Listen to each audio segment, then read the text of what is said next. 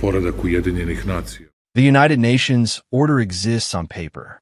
For us, as a small country, it is slightly important to advocate for this, but we must admit to ourselves and understand, well, that after the action in Venezuela, it is also completely clear that international public law and the United Nations Charter do not function at all.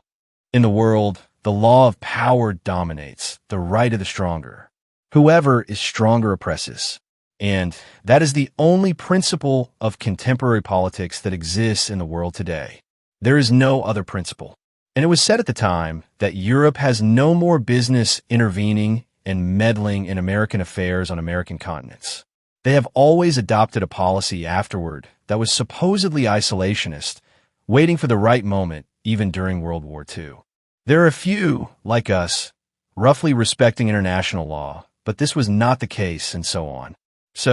But somewhere we are hesitant to interfere in great relations, but we are not blind to see what actually happened. When you have such circumstances, it is clear that Americans want full dominance in the world about energy, but they want separation and some kind of agreement with China and America.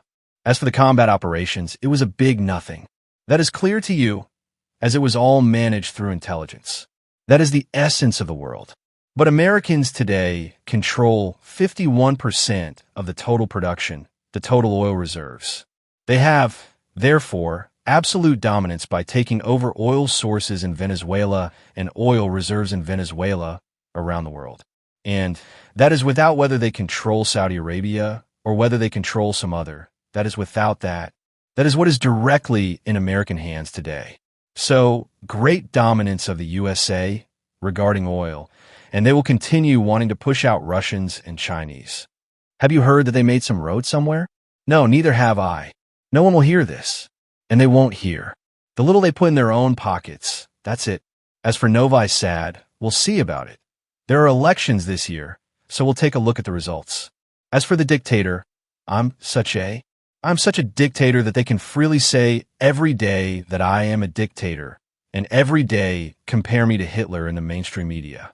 I'm given to hear that my father is not my father, that my mother, who is now an old woman, was a prostitute when she was young and worked with Albanians, that my brother is a criminal, that my son is a criminal. If my little son were a hologram, if my daughter had a villa, and then large apartments in Berlin, even though she is absolutely nothing, and so on. That's the kind of dictator I am. True dictatorship from 2000 to 2012, when you were not allowed to say anything anywhere. I am proud of democracy in Serbia, as I am proud of the fact that we managed to endure what was supposed to happen here in February and March.